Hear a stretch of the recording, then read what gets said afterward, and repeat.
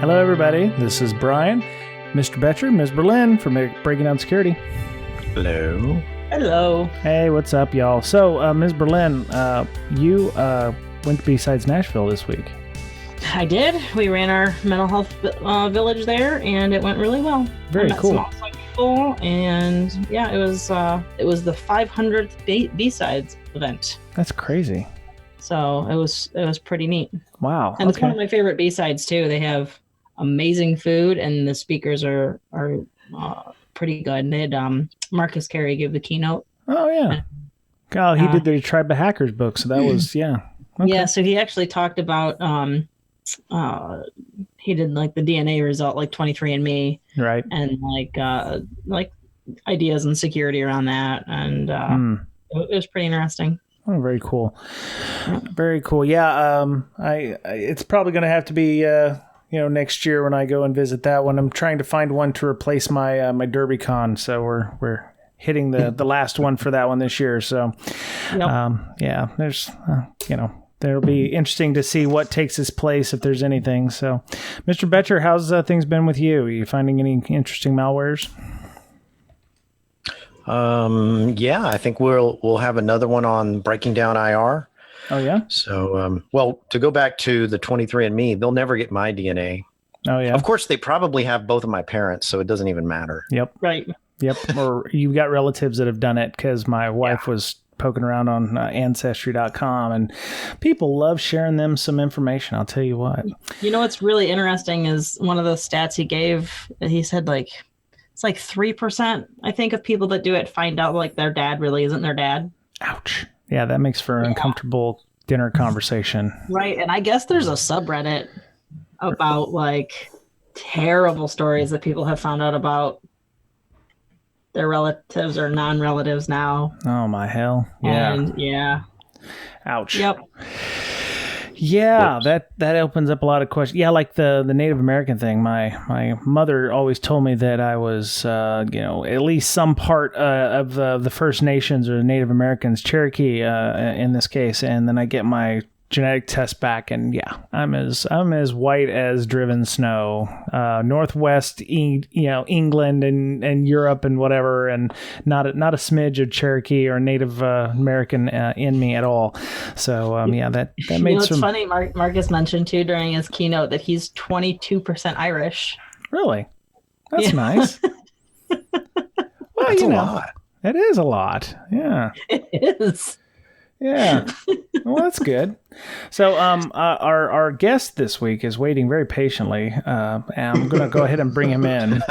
He's not really a guest. He's been here before, so as I like to say, you're family. So, you have to just you're not a guest, you're family. So I'm allowed to get my own drinks now. Right. Go get you can have whatever you want out of the refrigerator, is fine. So last time we had him on, I think was probably a year and a half ago or better. We were discussing something with I forget his name. He was anyway. It's Kevin Johnson from Security Ideas. Welcome to the show.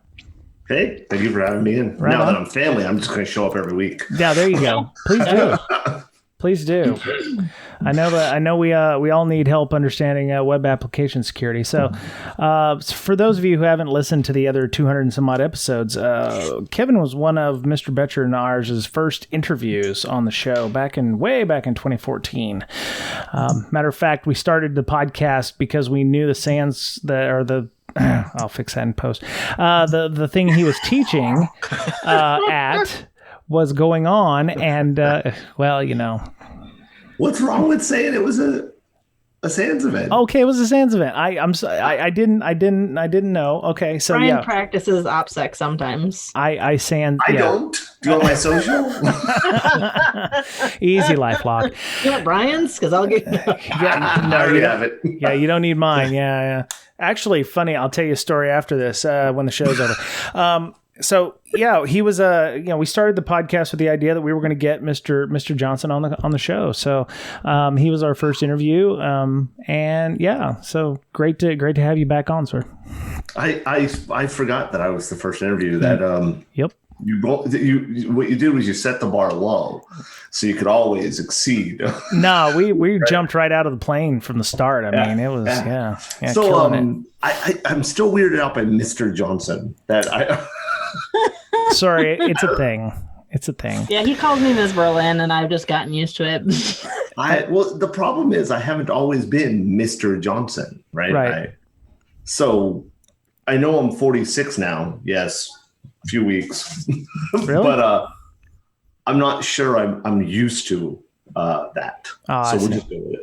So you're the Emperor Palpatine over at Secure Ideas. You run the joint a little bit. I do run it, but I'm not the Emperor.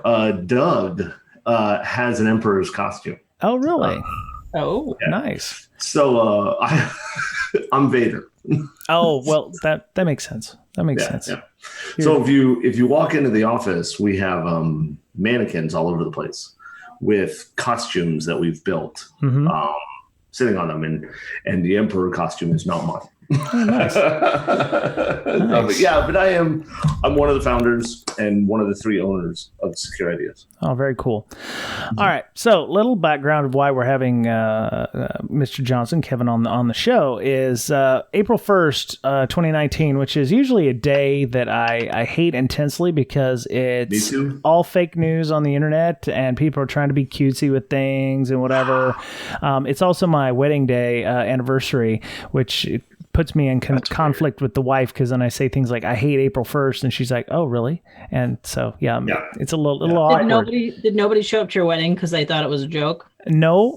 We only had myself, my wife, and 2 witnesses. And we got married at the Justice of the Peace. And then we pranked everybody on the way up to our honeymoon in Long Beach at the Queen Mary, telling people we got married. And they're like, oh, yeah, whatever, April Fools. And we're like, no, boom, right there. Go ahead, sir. Oh, okay. I wasn't saying anything. My wife was walking in to say something. Oh, yeah. We're recording this on April 14th, so this is going to go out a week later. But yeah, everybody's got a breathing a big pause because Game of Thrones season 8 starts. So anyway, so April 1st, I'm checking my feed just to see if there's anything legit there, and I see this thing called "We Take Security Seriously" and Other Trite Statements, and I'm like, oh. Well, that's something I don't... To be clear, it was not a joke. Right. This was not a joke. Yes. So, I'm reading through this and it's in my Feedly and it says earlier this week, Secure Ideas sent an initial notification regarding incident targeting us that took place at a vendor. And there's a link and then I went to click on it. And I'm like, oh, okay. So immediately I started reading this and I was like, oh, that could be something interesting because I loved the transparency that was involved, and we have a link in the show notes if you want to read the whole thing, and including the notification. But I was reading down through the timeline, and I was like, oh, well, we don't see a lot of transparency like this when we're seeing this in companies. And I was like, we should have Kevin on to discuss the incident, what constituted the idea that it was an incident, and other things like that. So, Kevin, maybe you give us a little backstory as to what happened. Yeah, no problem. I also hate April 1st. And it's made worse lately because it's the only day we critically think about things on the internet, which bothers me as a common user of social media. But good point. So, we Secure Ideas, just to give you a little bit of background, we're in our 9th year, which blows my mind. This was an accident that has successfully fallen uphill, and we're really not sure how, but it does, right? And one of our core things, one of the things we believe is very important, and we've talked about it before, right? We believe in offering training. I'm a firm believer that I'm standing on the shoulder of giants, and it is my responsibility to be the set of shoulders for the next group. To that end, we have for a long time offered short form classes, long form classes. We've recorded some of them. We've put them online. We've used a variety of LMSs, learning management systems. Last year, we got really frustrated with the LMS we were using. Mainly, they were advertising other courses in our white boxed system, which is not a big deal. Like I've talked to you about, I'm cool with advertising other people doing good stuff, everything else like that. The problem was because it was a white box system, we were getting complaints. I guess one of the courses they were advertising, the person did not speak very well, was not very clear, whatever. And so we started getting complaints about how horrible the accent of one of our instructors was.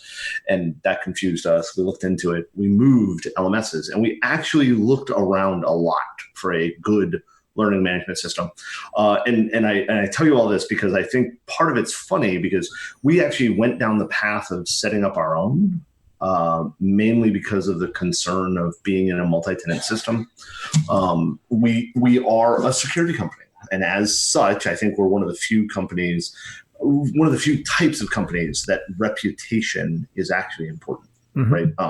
We always hear about reputational harm, and I think in most cases it's BS. Target's selling business. Equifax still has our data. Marriott, I stayed at just a few days ago.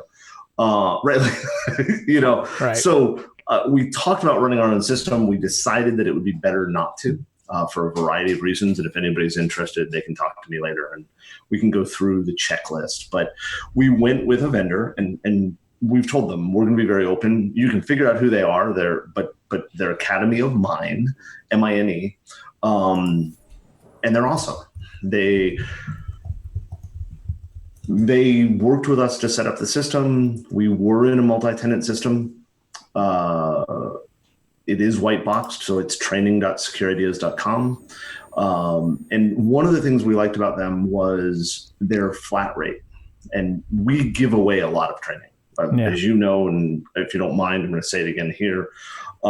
If you're a veteran, active duty military, or first responder, write us. Most of our training is free for you. And if it's not free, it's hugely discounted, right? And that's important from a perspective of, that means I can't go to a system that charges me per user, because then I'm losing money. And while we can make that up in volume, right? So we went with this system, we set it up, and I want to say that it was first or second week in January, we announced the move. Okay, we're done. We're on the new system. Everything's good. We're live. And we ran with it for a while. We found out, and I'm horrible at dates, and I know I want to say that it was the Friday, March 22nd. Yep, thank you. That's in the blog, isn't it? In the incident notification. So, I went into the system to do some work. We had, it's funny, we had done a 3-day class that we did live, and we had this young lady come in. She was amazing. She was awesome, so smart. She's a high school senior. Her instructor asked us if we would allow her into the classroom. She just did this great job. And so we invited her to come to the office. Just, it was the last day of spring break. She could hang out in the office, see what we do. We could show her some more stuff. And one of the things we were doing was giving her access to training further, right? Right. Like I said, we try to help everybody. And I went in to give her access and realized that there were 3 administrator accounts in the system. Now, this may not be clear to everybody. Because it's a multi-tenant system, I am not an administrator in the system, right? So we have what's called client administrator, right? That multi-tenant, one level below. And there is an administrator, and it is AoM's account to support us. Now there were 3. Yeah, I went in and I good. looked. I will tell you, my heart dropped. I was angry. I'm not sure angry covers how angry I am about this whole thing. And we found the 2 people who had done this. Now, we've done some looking and everything else like that. And I told you guys beforehand, I'm not going to name the 2. Am I allowed to say jackasses? Jackasses, yeah. Definitely. Yeah. I'm sorry? Definitely jackasses. Yeah. I'd like to say more. But they were students of your system, right? So it's hard to say that. And the reason I say that is one of them absolutely was a student. He had communicated with us. He talked to us about the course.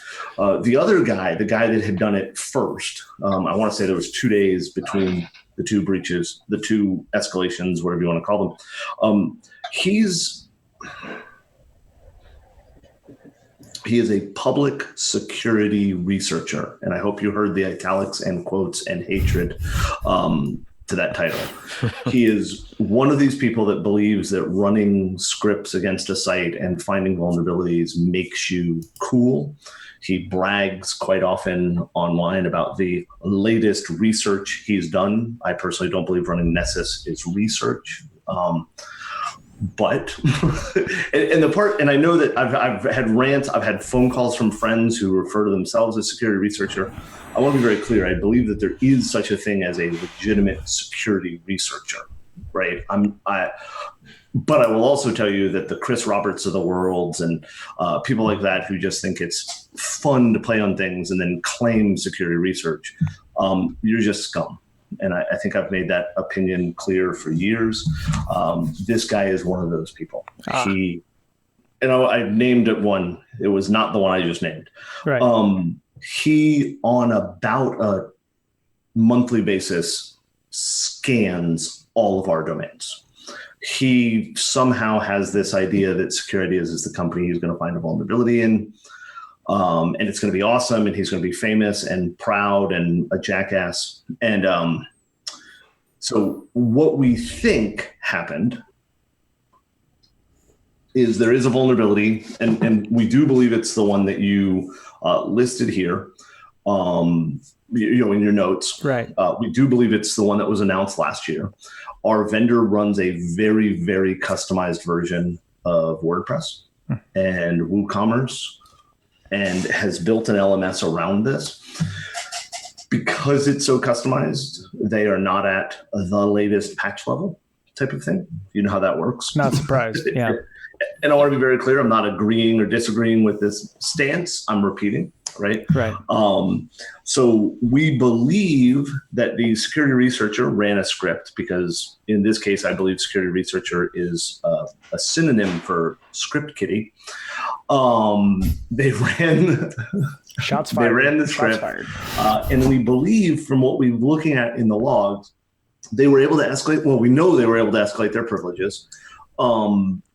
They got access to the administrator role, and then never did anything else in the system.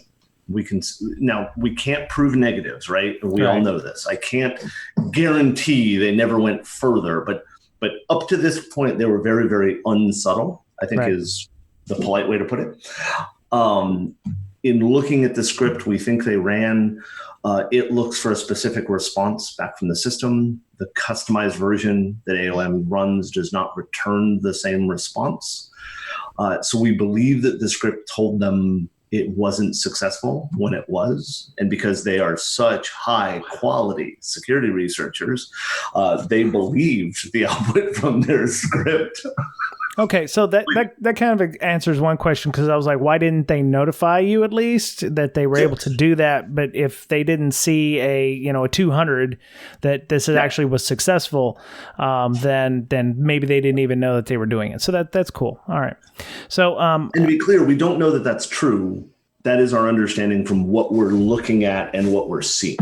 Wasn't there evidence of a scanner being run prior to that? You said they ran a script, like looking for multiple vulnerabilities. So we saw from the logs working with AoM, they were able to see, because we did not have access to those logs. Right.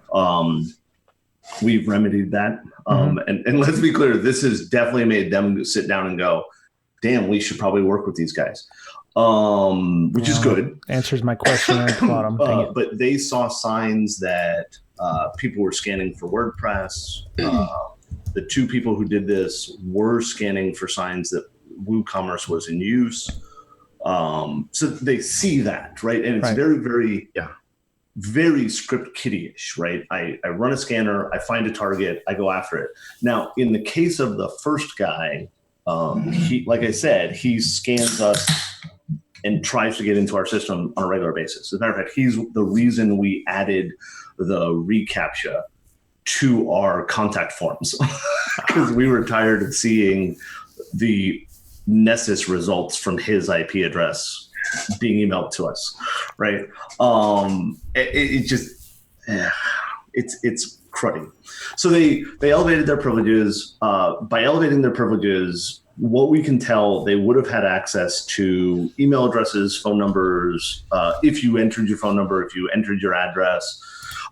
As far as we can't tell, they had zero access to any type of credit card data. And the reason I feel very confident in saying that is that we use Stripe, so we never even see the credit card data. Right. If they had been able to, and they absolutely had the capability to do it, they had an administrative role. We have found no signs that they did. If they had been able to insert client-side code into the pages, theoretically, they could have had access to credit cards. Mm-hmm. Not a single page was changed. We went through, and we went through a lot. and this is actually one of the biggest complaints I have, that so many people who think that it's okay.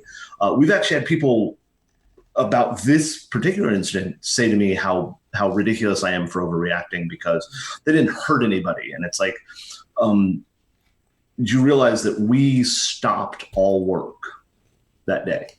Every one of our consultants was involved in trying to figure out what happened. Every single one of our staff was involved with figuring out. We are still continuing to take time and effort to go and I'm not even talking about things like this where I'm answering questions. I'm talking, we are actively doing stuff to try to figure out what happened. There's a huge cost for some jackass who thinks it's funny. You know what I mean? Like that's what most people overlook. Yeah. And the argument, well, they helped me. No, they didn't help me. They didn't even notify me there was a problem, right? So that just my rant. So they elevated their privileges. They had access to data. We don't believe they accessed anything. Like I said, we looked at logs. We also don't believe that we have any legal requirement to notify people. There is some confusion there because we don't have a federal breach notification law, and all of the state's laws are so drastically different that I'm not speaking as a lawyer when I say we didn't have a legal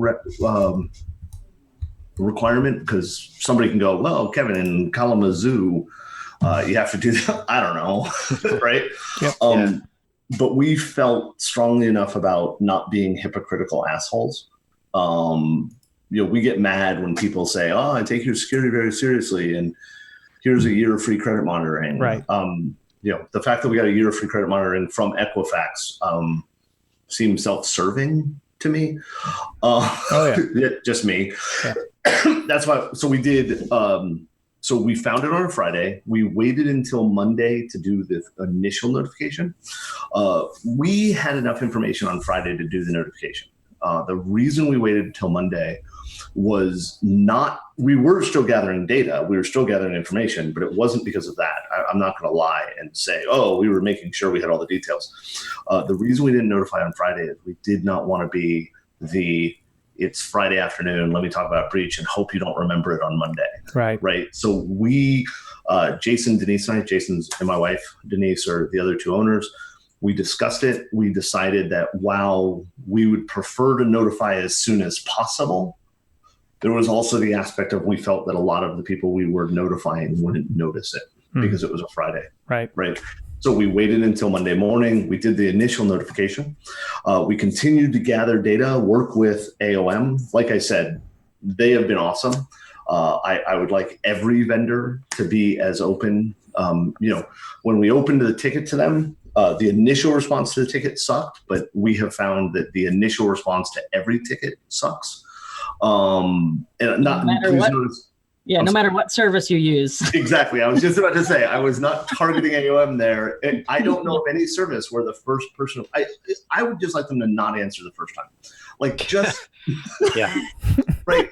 Don't answer the first thing. Think of your second response. That's the good, and it's not a level 1 support guy thing, because I've had really good support from level 1 people. I don't know what it is about the first response to a ticket, but it blows. Right. We've been working with them really good, and then the next Monday, and again we waited for a Monday, and then we realized on the Monday that it was April 1st. we actually thought about waiting until the next day, and we decided no, that we had already waited enough, and we wanted to do the second notification. Cool. And so I think that is absolutely it in a nutshell, right? I feel like I've babbled a little bit more than I should, but that's all right. That's all right. No, so I was looking through the timeline. Some of the questions came up as like 9:03 Eastern time. Kevin assigns members of secure ideas with reconnaissance and mapping of the AoM system, not your own system. Kevin reminds these members install of the AoM system. Okay, so you says Kevin reminds these members Secure Ideas doesn't have permission to test AoM. They're advised not to do anything that would harm the production environment. So maybe you could discuss a little bit what reconnaissance and mapping are and why they're different, and what is the line that they necessarily should not have crossed? Would it have been like the script kiddie running the script, or single quote in the text box? What are we looking at? Yeah. So in our opinion, putting a single quote in the text box is crossing a line. And I know that that's not a popular opinion, and I'm not going to be a liar and tell you I've never done it, right? Because it would be a lie. Right. It would be a bald-faced lie. Right. And I shaved this morning, so bald face is right. But so reconnaissance and mapping, very simple, right? We follow, the industry has adopted, I believe it's fair to say, a 4-step methodology on application security. It's reconnaissance, which I can't spell, mapping, discovery, and exploitation. Reconnaissance is looking out on the internet for things that are leaked about the target, right? Maybe posts, maybe things people are talking about. In this case, we were looking for active chatter about AoM problems. While one of the people we found, we knew had been targeting us, and targeting us sounds so drastic, right? But, I'm not saying he singled us out. But he was actively interested. Exactly. That's a great way to put it. I think that's a great way to put it. Yep. We felt that this was definitely limited to us. Of course, we were working with AoM for them to figure out if any of their other customers had been impacted. But we were looking to see, somebody bragging on Pastebin or whatever about, I got into Secure Ideas, whatever. We were also looking for things about chatter, about vulnerabilities. We went and looked back up at we were aware of the Woocommerce flaw from, I think it was November of last year. Yep. Excuse me. The part that really bothered us, and nobody really talks about it a lot when they ask me questions, and I appreciate that, but I also feel it's necessary to say it. It does bother us that they got in toward the end of January, and it wasn't until the end of March that we noticed. That really bothers me. We're better than that. And I do believe this was I'm not blaming it on being a third-party vendor, but because we don't administer the system, we don't have access to logs, things like that. Right. I still feel like I should have discovered this sooner. Well, there should have been some kind of notification you would have thought in the system. Hey, thank you for subscribing a new admin to your account or whatever. There are notifications for that for every other role. But we don't have access to this role, so we don't. And I'm sure there are notifications to that role, but we don't have access to that, right? So I can't even go in and I can see that there is an administrator, but I can't see, other than their name, I can't see details about them because it's a role above what a multi-tenant tenant would have. Right. So I can't say there aren't notifications of that, but we don't have them. We are working on that. That is. How did the conversation go when you asked for those extra logs? Like, I'm assuming you weren't getting any logs at all from that third-party vendor, right? And I know, based on previous experience, lots of third-party vendors don't want to give you any logs. They'll just be like, trust us. We have alerting enabled. We'll let you know when something goes wrong. Normally it's trust us. We have SSL. Yeah. Right. Yeah. So by the time we got to them, where we were able to actually interact via a phone call, right? The gentleman that we were talking to, and I'm not going to name him either because I don't have permission to name the individual staff members at AoM. Even though I'd like to, because he was awesome. Right. I believe very strongly, kudos, you're amazing. But I also want to respect privacy and things like that. Right. But when I got to him and started talking about logs, the answer was, yes, we will get you what we can. Because they were very worried about, rightfully so, to some level, with it being a multi-tenant system, was there things in those logs about tenants that weren't us? Right, like, or are they maybe like? Hopefully, they're since it's so customized. Hopefully, they're logging lots of things that maybe they never thought they needed to log before. And they actually have way better logs than I expected. And I say that from a perspective of, one, I've worked with lots of multi-tenant systems that they decide that because they're not giving the tenant the logs, they're not important. Right. And I also was surprised because we weren't getting the logs. And so for us not to get the logs, but them to have really good logging surprised me. Yeah. So they very rapidly implemented a plugin to the system to give us visibility into the logs. At the time, we did not have SSH capabilities into the server. They have since moved us to a single tenant system. They've decided that we're dangerous.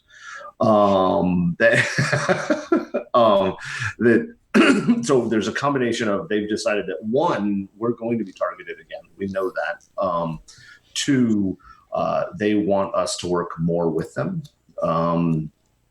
As a matter of fact, we have a new service I'm not going to discuss right now because I don't think it's fair to take this as an advertising opportunity, but we're rolling it out with them to provide a level of mentorship, apprenticeship, advisory service, whatever you want to call it. We're calling it PASTA because we're weird. But that's the name of the threat modeling system too. It absolutely is, and it has nothing to do with the threat modeling. As a matter of fact, the day that we were writing up the SOW wording for it was the day in our CISP mentorship program where we were covering the PASTA threat model. So I thought it was fun, but they have nothing to do with each other. Okay. But we're working with them a lot, and so we've got further access. But at the time, they rolled out this audit log plugin that basically took the logs from our part of the system and exposed them to us so that we could see them. So they were more than willing to let you help out because you're giving them free incident response help, right? Oh, not only are they getting free incident response help, they're getting a free pen test. They're thrilled because as an organization, Security has said, okay, the average cost of a Security pen test is $25,000, right? Here. Right. We even said to them, you got all these developers, and it's funny, we have these recorded developer classes that are available through our LMS. Sign your people up, just register them. We will give them access, right? And from our perspective, look, I'd love to go to these guys and say, it's $500,000 consulting money. I'm a greedy capitalist, right? Pay me now. Mm-hmm. But the reality is they need help. Yeah. And we are dependent on their skill set. It's kind of like that old adage, right? What happens when the CIO goes to the CEO and says, hey, can I get training for my people? And the CEO says, well, what happens if we train them and they leave? And the CIO says, what happens if we don't train them and they stay? Right. Right. So we're trying very hard to help them. They're being, like I said, they're being very open to it. So I was... this entire babble to Amanda's very simple question, or should I say Ms. Berlin, it was that they were way more open to that idea than any other multi-tenant system I've ever dealt with. I was pleasantly surprised. So I would, even after this incident, I would recommend them as a vendor to anybody else looking for an LMS. Cool. Okay. Well, an incident will do that. Oh yeah, well. Yeah, it'll test that relationship real well. Yeah, yep. It's like when you go to a company, you're doing an assessment, and they have some next gen antivirus or EDR and all that, and that something happened in the past that made them get that. Something triggered that. You don't just go out and get that and pay that much money. You should, but you're absolutely right. They don't. I love, because one of the first questions we ask when customers come to us and say, hey, I want a pen test, right? Okay, great. Why? Right. Why? Not just why did you come to us? We know why you came to us. We're amazing. But easy there. Okay, that's not true. I mean, it is true. We are amazing, but we still wonder why the hell do people keep paying us? I wonder that every day. It's like, man, this is nuts. I got 20 people responsible for me for their mortgage payments, but we ask all the time, why are you doing this? And so often the answer is, well, we're not really talking about it, but this happened, right? That irritates me because, don't get me wrong, greedy capitalist, right? I like the idea of people paying us to do work, but I hate people paying us only because they had something bad happen, right? Like, I part of me feels like, well, damn it, why weren't you thinking about that? And I know that's victim blaming and blah blah blah, whatever. But if the first thing you do is say, hey, I need a pen test, you're probably going to fail that pen test, right? It's going to be mean. As a matter of fact, most of the time when people say to us, I need a pen test because I got hacked, our answer is no, you don't need a pen test. What you need is probably an architecture review, which is what we call it, right? And one, they're cheaper, so you're saving some money, but two, it's more cooperative. You've already had a pen test, you just didn't get the report.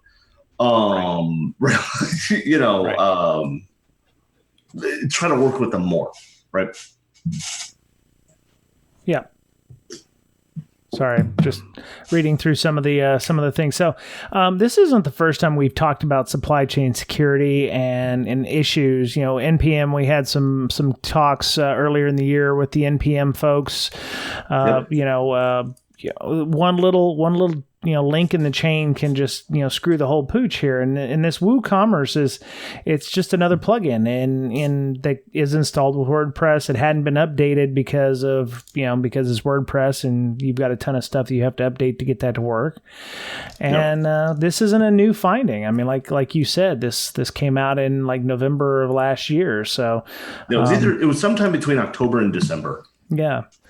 Yeah, so according to this, it will create a shop manager role that has edit users, capability or permission, allows users to edit any WordPress user, including the admin account. So, the thing that we're not 100% sure that it's truly this flaw is because one, this talks about creating a shop manager account. We've looked at the logs. There is no such thing as a shop manager account in what we've got. That role just doesn't exist in the system we're looking at. And in looking at the logs, they went immediately from student, which is why everybody says they were students of yours. No, they had the student role. Right. They went immediately from student to administrator. Right there, it was a jump. So I don't know whether it's a customized version of, you know what I mean? Like, there's so many questions about this that to be honest, a couple of the people here at Scare Ideas are thinking about calling one of the guys and just saying, hey, WTF. Yeah. Right. And talking to them and seeing what did you do? Why did you do it? Why did you think this was okay? Right. What was your goal? Because if your goal was to help people out, we would have thought you would have asked us or talked to us. Or, we don't have a bug bounty program. I have a very strong opinion about bug bounty programs, and I think we've talked about that before. And we don't have one, and so we really don't have permission to test our stuff. And so, what did you do? Yeah. So I had some questions down here talking about lessons learned. Anything you do differently next time? Anything? One of the things I'd like to find out is what is AoM planning on doing so that something like this won't happen in the future? Are they getting rid of their multi-tenancy, or are you are you a single tenant only because of your risk? Okay, so but I've read stories that there's the death of multi-tenancy because containers and things are so lightweight and cheap and usable that there's no reason to have multi-tenancy so much anymore. I disagree with you with that statement, that because containers and everything are so lightweight and everything. I that's kind of like saying that, security testing is so easy nowadays that we shouldn't have vulnerabilities. There's an overhead to containers and such. And I believe that multi-tenancy is going to be here to stay for a very long time. It's kind of like saying the mainframe is dead, right? Right. I agree with the theory that with things like containers and what have you, multi-tenancy shouldn't be necessary. And I will agree with the statement that that I believe multi-tenancy will become less important. But I would also argue, if you're running containers on a single system, you're still in a multi-tenant system. It's just a different type of tenant, right? And we've seen too many times where you can escape a container and do something elsewhere. So the risk is still there, right? Mm-hmm. So the question is, what are they doing different? What are we doing different? A lot. One, I think we learned a lesson. I hate to say it because I'd like to sit here and claim, well, we're a security company, so we know everything and we're doing the right thing and we have nothing to learn. That's crap. One of the things that we've decided and changed is that when we are working with companies, up until now, we've kind of accepted the idea that just because we're a customer, we're not a special customer. So we haven't really demanded, we haven't really stepped up and said, where's your pen test, right? Whether you did it from us or somebody else, where's the result? We haven't demanded that kind of stuff. Mm-hmm. We still very much think of ourselves as the 3-person company that started in 2010, right? We're just a bunch of nerds. And so we don't really demand things like that. That's changing. Our procurement process, I can't believe I've just used the words procurement process and was referring to secure ideas. Palpitations. But we're changing a lot of that kind of stuff. We're going to start basically saying, look, no, screw you, hippie. What are you doing for security? And we're going to, the thing that has kept us from doing that up until now is it's always felt like extortion to me, right? I'm a security company. I want to use your service. Have you had a pen test done? I could do that for you. Right. Like, you know what I mean? Like it just, it seems rude. Screw rude. We're going to demand that. Miss Berlin gets this all the time, right? Companies wanting to use your guys' stuff. There's questionnaires you have to fill out. There's, questions you have to ask. Miss Berlin can tell you stories. All the time. Yeah, right. And we're actually trying to make sure that those questionnaires we're making people answer now, we're paying attention to. Like I've always laughed. Do you know what the Secure Ideas anti-malware policy is? No. Okay, so this is our documented anti-malware policy because we were told by multiple customers that we had to have an anti-malware policy as part of the onboarding as a consultant to them. Our anti-malware policy is do not upload your payloads to VirusTotal. Short, sweet, to the point. Yeah. Sure, why not? Right.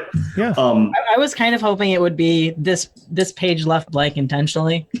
No, because we thought about that and we decided that wasn't really a policy. Okay. Just a blank page. So we wanted to have a policy. All right. And I want to be very clear. We have sent that policy to multiple large organizations who have demanded it and never had a single one of them say to us, hey, wait a minute.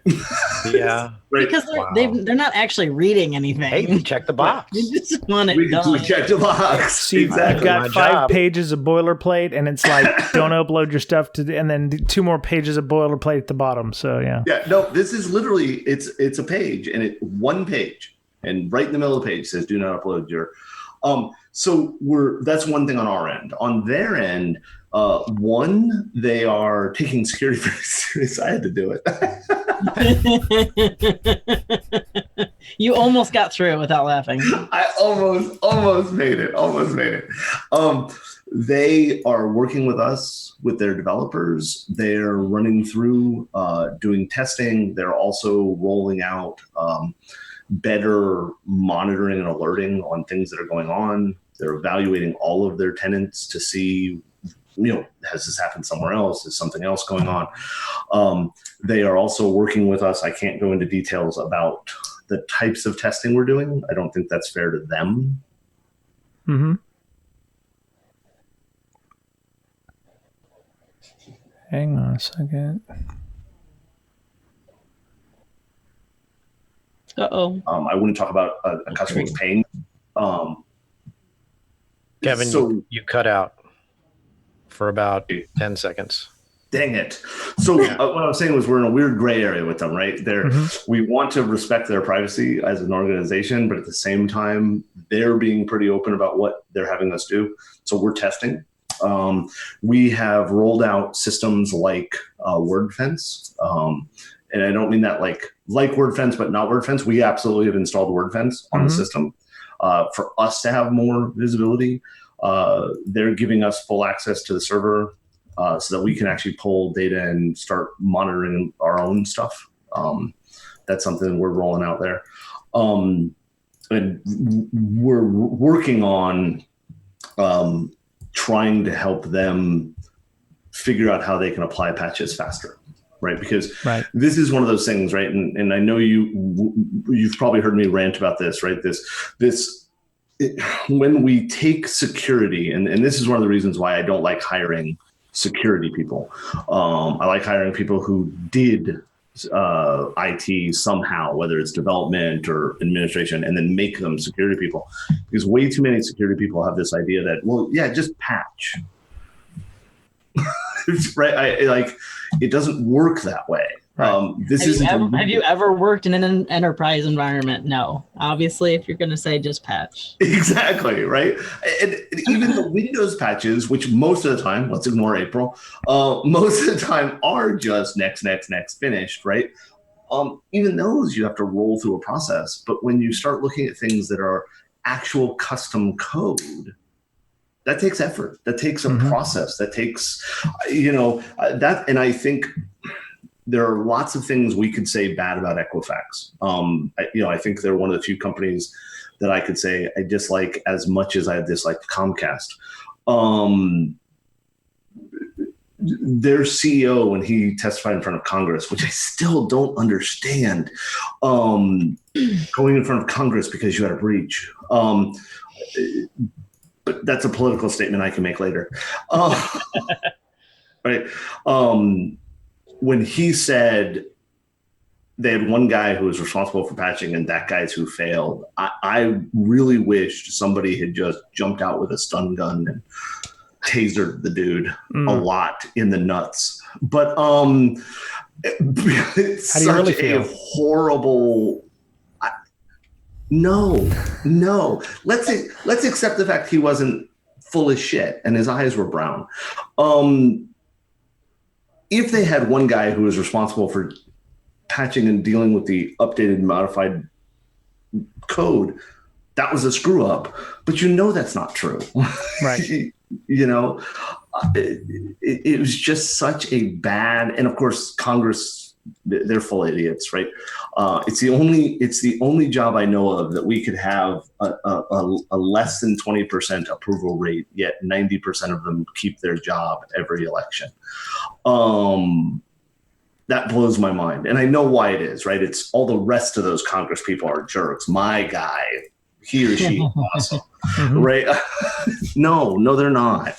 I personally believe that we should never vote for somebody who was in office before, but that's an extreme comment. Yeah.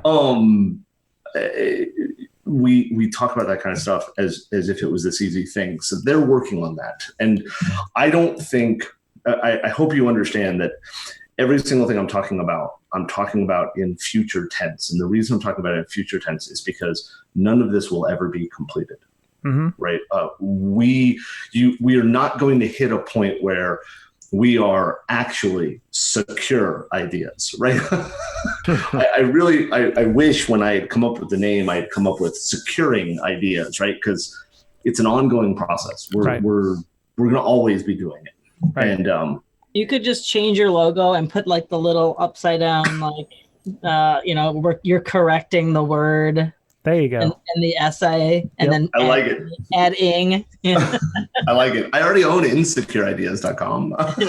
There you go. So there. So I have a question in the timeline, because you said the AoM Support suspected there was a 2FA plugin. Were they using 2FA at the time and implementing that, which would have stopped possibly the administrator to be created? After we published the blog, we realized we never really got into details about that. About 2 weeks before we found the administrator accounts added, we had finally convinced them to add two-factor authentication to the system. Okay. So up to that point, if you logged into the WordPress system, and let's be clear right now, as far as I can tell, every two-factor plugin for WordPress sucks donkey balls. I wish I knew people that were actually on the WordPress core team, because they need to implement two-factor at that level. It can't be a problem. But so we had put in a ticket. I laugh and joke all the time that my World of Warcraft account had two-factor before my bank account, because my bank account didn't offer it. Blizzard did. Mine still doesn't. Navy Federal does not have two-factor auth on their website, and it's awful. the largest freaking credit union in the world. My opinion at that point is you're at the wrong credit union. Seriously. Yeah. And I know a good one, ViStar here in Jacksonville. They are amazing. They pay attention to security, but neither here nor there. We had asked them to put a two-factor plugin in to enable it. We had been working with them for about a month to figure out the best way to do it. They were, they're concerned, and I think it's rightfully so, because we were a multi-tenant system. Any plugin they added affects had everyone the else. chance of impacting other organizations, and that's a legitimate concern, right? So we were working with them. They got the two-factor plugin installed. We enabled two-factor on our accounts, and then about a week later, I think it was, we found these two administrator accounts. So their immediate assumption was it was because of that two-factor plugin, that something in that gave them and I think that was a legitimate thought process, right? The only change we've made is this plugin. Now this is here. And we did not have access, because one of the first questions we asked was, when did they get this access? Like, when was this role granted? They didn't have that data right away. They had to dig for it. Right. And so they were working down the assumption it was the two-factor plugin. Then they figured out, once they got the logs together and were able to say, okay, on this day and on this day, the privileges were escalated. Well, the plugin wasn't there on those days. So it was immediately ruled out. Yes, in the blog, it's not clear, because we kind of, the timeline that you guys see, there is data that's removed from the timeline. During this time, we were giving them details. Oshan is who created the timeline. And I'm going to embarrass him if he listens to this. Oshan is one of our developers. The dude is smart. And if you're looking to hire a developer, he's an idiot. You don't want to hire him. Because I don't want to lose him. The dude is awesome, right? And one of the things that he does, and I don't know how he does it, I have enough trouble remembering to take notes. He can finish a meeting and there's the notes from the meeting, and he just has it, right? And it has great detail and everything else like that. He created the timeline from our details. And one of the things that he had put in the timeline originally was parts of the conversations that were in the tickets, which also included things, because we found some issues when we were looking and mapping the application. We found some issues that we reported to them. Those were in the timeline originally. We didn't think it was right for us to release details of stuff. I will tell you that they have fixed every single thing we found, and every time we show them something, they fix it again. Nice. Right there, like I said, they've been awesome. So we removed some lines from the timeline. Originally I thought they were all just things like, hey, we told them about this thing. Hey, we told them about this thing. But I realized after we published it that one of the things we had removed was the initial conversation of, was this the two-factor plugin? And so it reads a little weird. Right. Sorry, really long answer for a simple question. No, it's okay. Some of the other things I was wondering about was, did they have an IR plan? Did they have a way of contacting them? I mean, other than if you were, let's say if the two people who'd gained access actually did the right thing and disclosed to AoM, did they have... Wait, before you go there, I want to start with, they couldn't have done the right thing because they already did the wrong thing by testing something they didn't have permission for. That's fair assessment. Fine, I'm being pedantic. If they had tried to recover from being jackasses and let somebody know, right? Yes, AoM has quite a bit of notification capabilities. They do monitor the Security Act standard thing. They do not have a bug bounty program, right? And we can have an argument whether or not that's good or bad. They have multiple means of communication. We've got multiple means of communication with them. They responded very, very well. I can't answer whether or not they had an IR plan before. Yeah. And I don't mean that as in I can't tell you because I'd have to kill you. I mean it from I don't know. I will lean toward believing that they had one that was inadequate. But I hesitate to say that because they actually got us data way faster than I would have expected on an organization that didn't have an IR plan to get it to us. So the inadequate part in my mind is I don't think, and this is from my interactions with them, I've not seen an IR plan, I've not read an IR plan, right? I think the inadequacy was while they had a plan on how to deal with an incident, they had not really figured out what level of communication they were going to share with their customer. And I get that. I've looked at some of who their other customers are based on portfolios and things like that. People saying they're using it. They are a great system for a less technical audience. So if you are less technical and you want to run an LMS, that's their mark. That's where they're going. We are an odd group for them that we know, at least pretend to know what we're talking about. That's cool. And so I think that their IR plan was based on the idea that whoever said to them, hey, I got hacked, wouldn't know what that meant. Right. And so they were going to have to do all the heavy lifting. Mm-hmm. I don't think they were prepared to work with a vendor, with a customer that could do some of the heavy lifting. Does that make sense? Okay. All right. Ms. Berlin, do you have any questions? I'm going to ask Mr. Betcher that too, but yeah, we probably need to. No, I asked on mine. Yeah. So, Kevin, when you said extortion, that kind of triggered this book I read in my mind called Devil Inside the Beltway, where someone working for this organization found some private data on a file sharing site.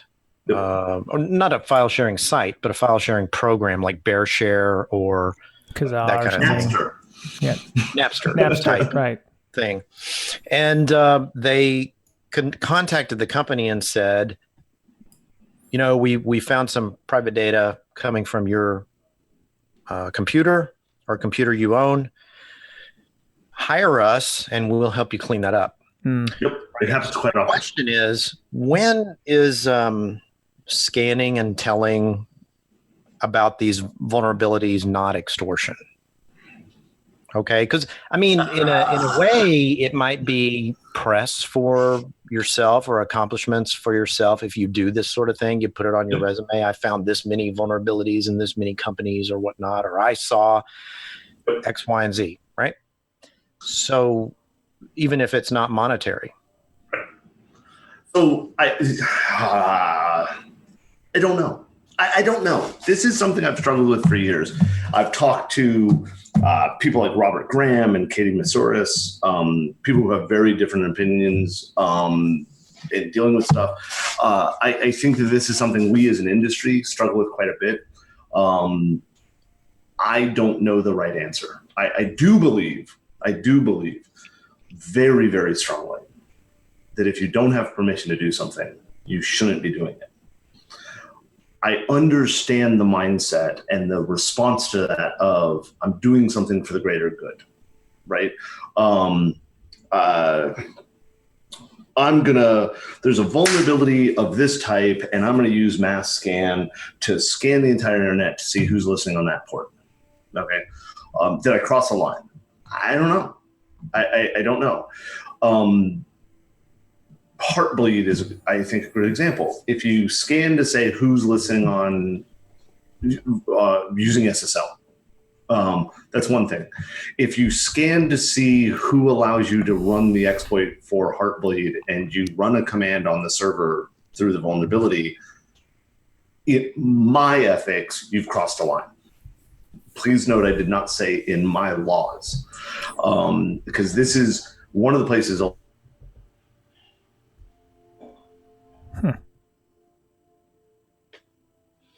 Good. Yep. Did it again. 1 hour. Okay. Way claiming that the CAFAA makes. Am I back? Yep, you're back. Yeah, you're back. You said in your ethics, in your law. In my ethics, not my laws, right? Yeah. And this is one of the places that we get hung up on. When I say you don't have permission to do that, people are like, "Oh, well, you think the law is good?" And I'm like, "No, I believe the CFAA is broken, is fundamentally broken." I personally believe that most of our legal system is fundamentally broken. We try to legislate stuff instead of solving problems, right? And we can touch all the hot button topics, and we can talk about mass shootings and abortion next. But I think that if you are doing something without permission, you are violating my ethics. Your ethics may be different, right? And that's the nice thing about ethics, is we can have a good conversation about where you think the line is and where I think the line is.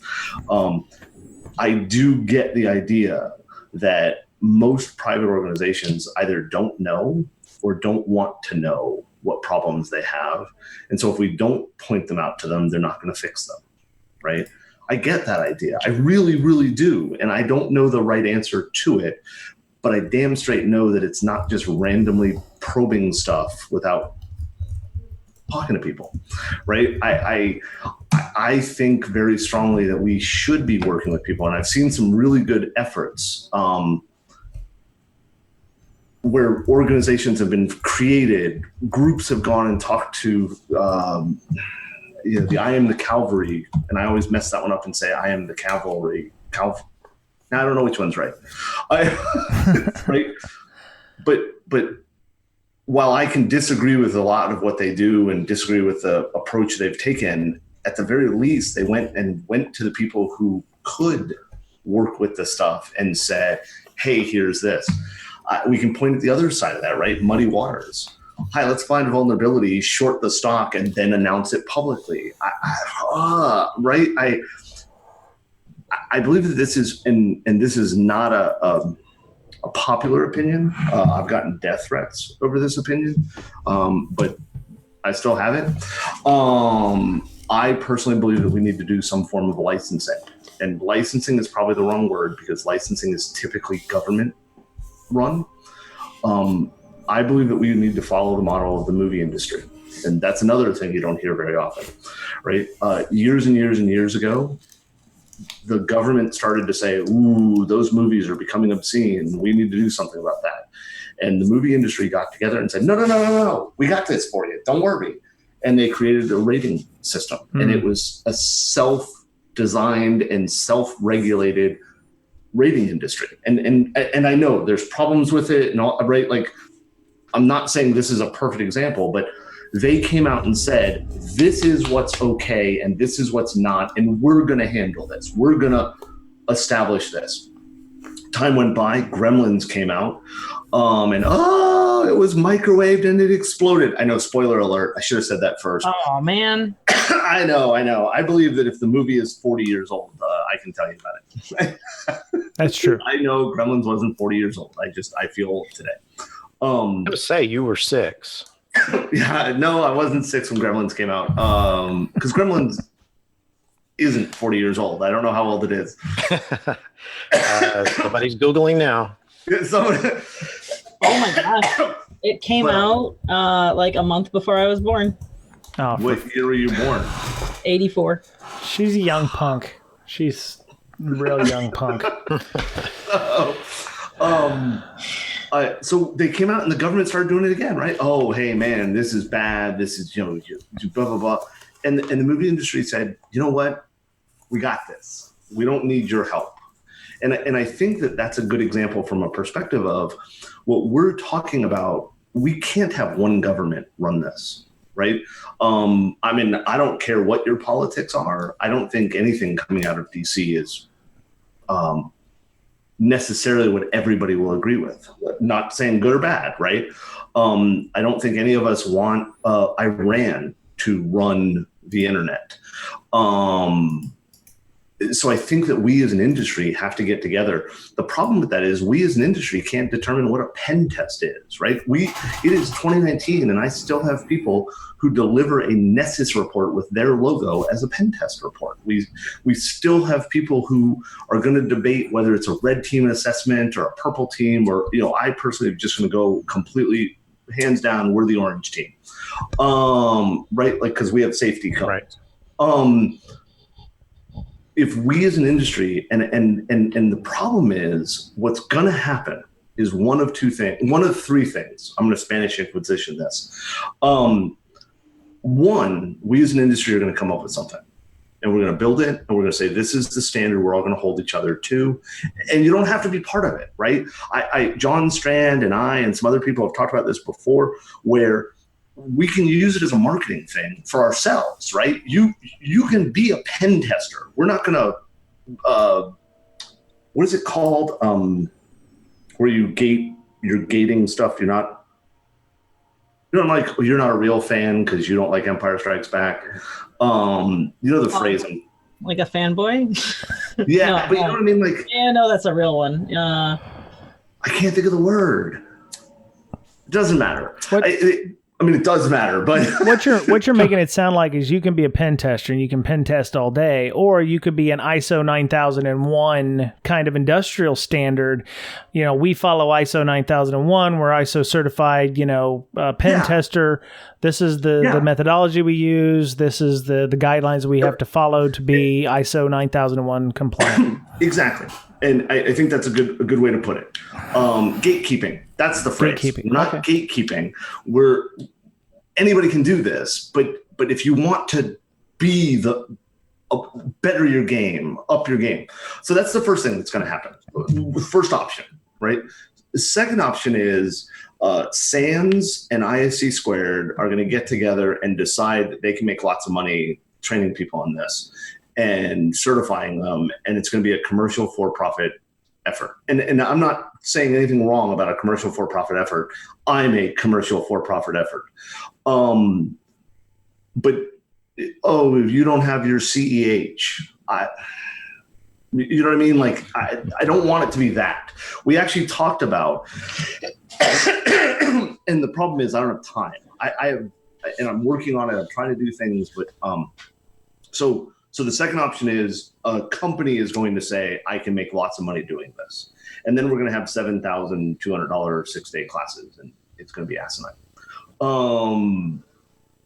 Or the third thing, and it's the one that I dread the most, is a government, whatever that is, whichever one that is, right?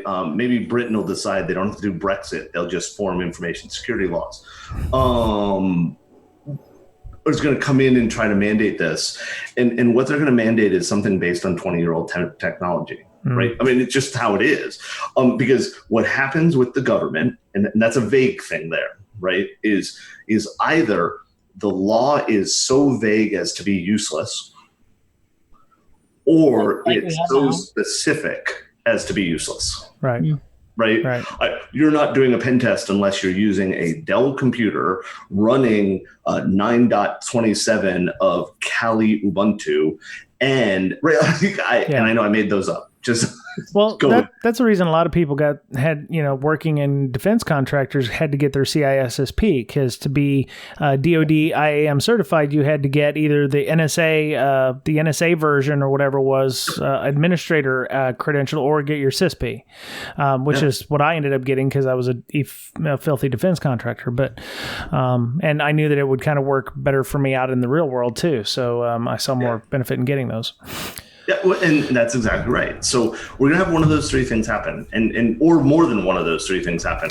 I believe that we as an industry, though, are the best ones to be able to say, this is what is okay and this is what is not. And there's a place in that structure for bug bounties. There's a place in that structure for real security research. And there's a place in that structure for people to be able to grow. One of the things that's close to my heart, and this is one of the reasons I struggle so much with this, is it okay to test stuff, right?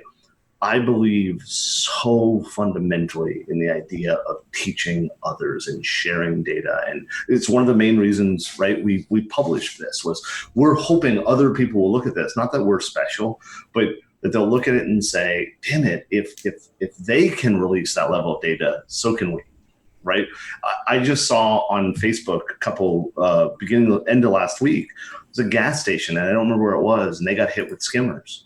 And the dude that owned the gas station filmed a video of him announcing they were hit with skimmers and started talking about how individuals could protect themselves. This dude basically stood up and said, I am so sorry, but if you paid with a credit card at our gas station, you probably got hacked. I know that's not true, but let's go with it, right? And here's why we screwed up. Here's how we screwed up. And here's how you can hold us accountable in the future. I was so thrilled, and I'm well aware he did not do it because Secure Ideas did an incident report, right? But if we could start seeing that, if Target would come out, and say, this is exactly what happened, instead of what they did where they made people sign NDAs to not talk about it, right? If RSA could come out and say, you might have seen posts online about credit card skip. My bad. No, it's okay. I found the video. Who that was? I found the video of the skimmer thing. Right? So That don't sound that good. My bad. I apologize. I think you're holding yourself back. But that's what I think we need to do. And I made this comment earlier. I don't know if it was during the recording or not, but we are standing on the shoulders of giants. We need to be the shoulders for the next group. We've got to do this. And that's why, and I'm not trying to do a sales pitch because I believe that there's lots of people out there doing it. That's why training is so important, right? It's why affordable training is so important. I've had way too many people who have, there was just this article that was going around. This guy wanted to learn how to do hacking, wanted to learn how to do security. He was based in, I want to say Iran. And so he hacked somebody's Instagram account to give the account to his girlfriend, and he was trying to learn. And now all these people are trying to raise money to help this dude out. And part of me says, awesome, we're helping somebody. And part of me says, man, that was the wrong path. The problem is we've promoted that path as the way to do it. We continue to let the people like Kevin Mitnick and Chris Roberts stand on stage and act like the right way to be in this industry is to be able to hack whatever you see, hack all the things, or whatever the hell the saying is today. We encourage that. We have way too many, and I know you all have talked about, we don't get enough blue team stuff out there. We don't talk about the sexiness of defense. You're absolutely right. The fact that more pen testers talk about winning than talk about helping the customer figure out how to fix it, we should be ashamed. Sorry, I'm passionate about this. I'm really passionate about Really? Are you sure? Like, I know it doesn't come across well on the podcast, so... I'd love to spend another hour with you, sir, but unfortunately Game of Thrones is coming on and I do want to see that, but I also want to talk about the events that you might be at for the next 2-3 months, just so people can come and talk to you. I'm going to be at a number of events. I'm going to be at the IONS Forum in DC. I'm going to be at ShowMeCon. We're actually a sponsor of ShowMeCon. I'm a speaker there. I'm going to be at lots of places. See you at ShowMeCon. Awesome. Let's try to grab dinner or something. Yeah, I'm speaking too. So yay. Awesome. I'm going to talk about mentoring. That's my entire talk is going to be on building mentoring programs and apprenticeship programs and trying to help people learn. So yes, we have some webcasts coming up. We got some training coming up. We got lots of stuff. I hate to say it like that, but we have lots of stuff. And I will point out the Secure Ideas office in Jacksonville is always available for people to come see. We've got cool Star Wars stuff all around. I mean, we have more mannequins in the office sometimes than staff. Sounds like a field trip for your kids or Girl Scouts or whatever. There you go. Come on in. We'll show you. They have the security badge now. IT security. Oh, nice. They do. I just heard my niece got hers. Very nice. Okay.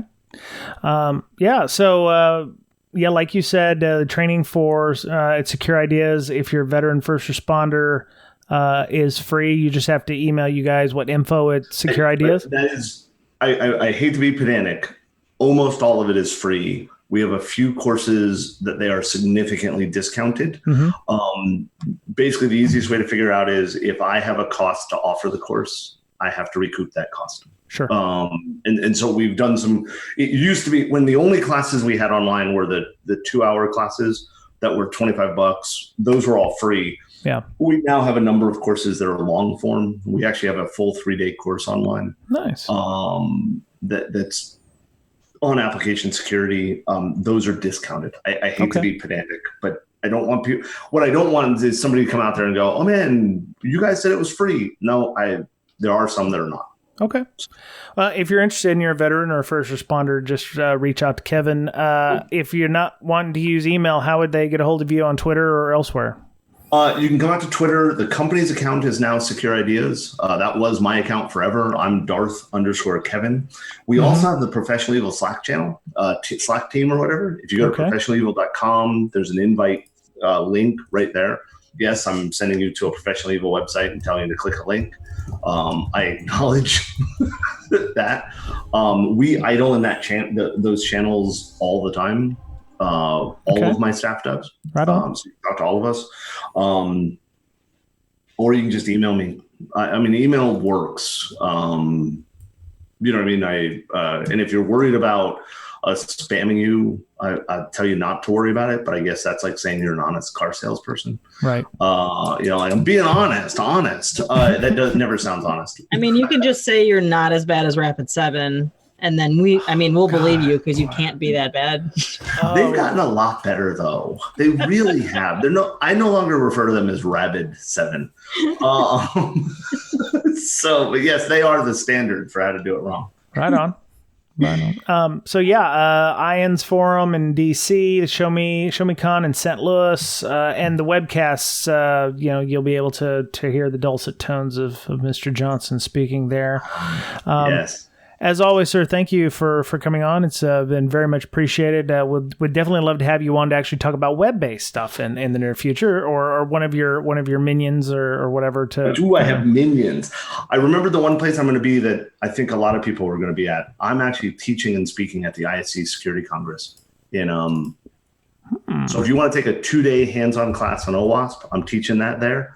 Okay. And the reason I'm saying that one is because it's in DC and because it's run by ISC Squared.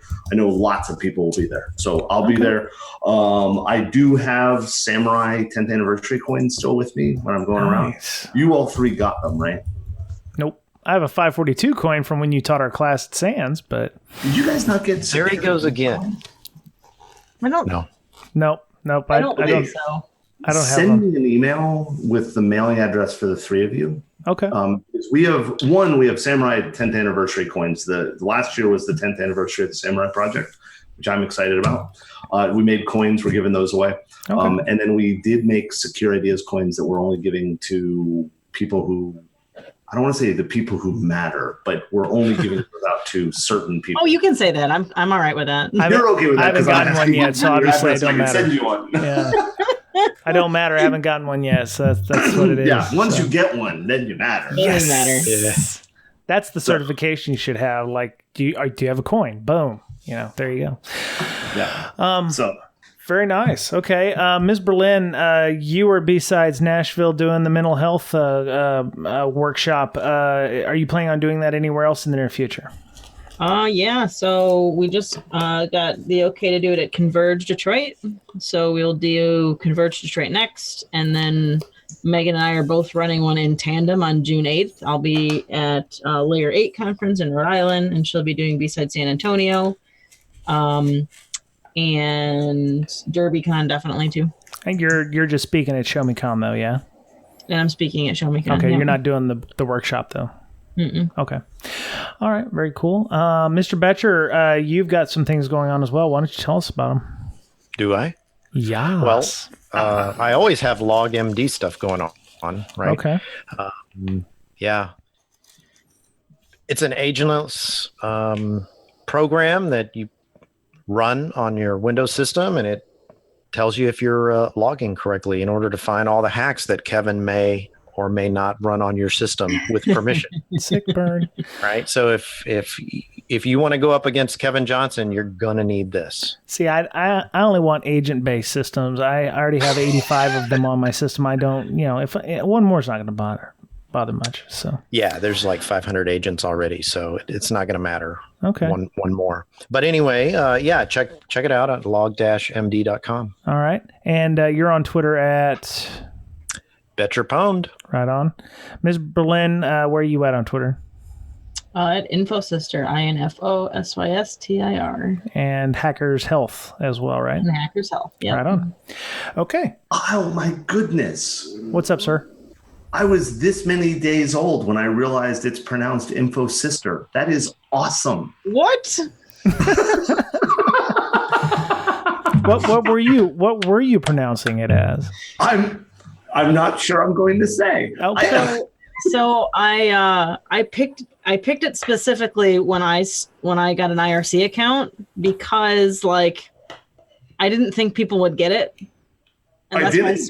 Yeah, and so many people don't until you say it out loud. Yeah. Because I was told if you're a girl on IRC, you'd have lots of problems. So I picked it specifically because it had Infosys in it. Yeah. Nice. That is, I apologize. I'm sorry. When you said, I'm like, wait a minute. Sorry. Nice. I'm slow. That's okay. That's all right. So Brakesec is user supported. We take all of our money and it goes to hosting fees. It goes to Zoom. It goes to, handling domain, registration and such. And if you got value from us talking about incident response and with Mr. Kevin Johnson here on the show, please feel free to leave us a little something in the tip jar on our Patreon there. You can find the link in the show notes. We also have a Slack. It's as active as the Professional Evil one. We have a lot of folks in there. We have moderation. We have a social contract. So we expect you to be on your best behavior when you're in there. But we also have a lot of fun. We have channels for web application pen testing, red teaming, blue team, podcast specific channels. We also have reverse engineering, and we have a sim club, which is running also a book club, which we have two versions of, one running Saturday mornings for our European and Asia Pacific folks. Also one on Wednesday evenings every other week for our US based listeners. So if you're interested in that, just send us a DM to our podcast Twitter at Brakesec, BRAKESEC, or you can send us an email to bds.podcast@gmail.com. You can find us on iTunes, Google Play Store, iHeartRadio, TuneIn Radio app, Spotify, pretty much no place you cannot find us. We have an RSS feed, and you go to breakingsecurity.com. That's BRAKEING security.com.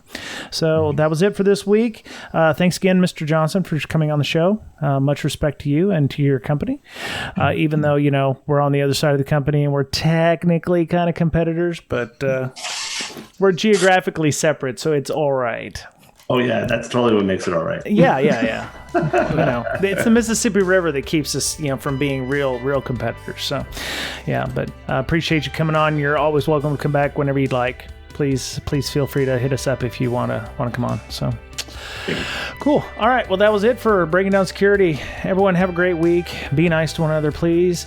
Take care of yourselves because you're the only you have. And we'll talk to you again soon. Bye-bye. Bye.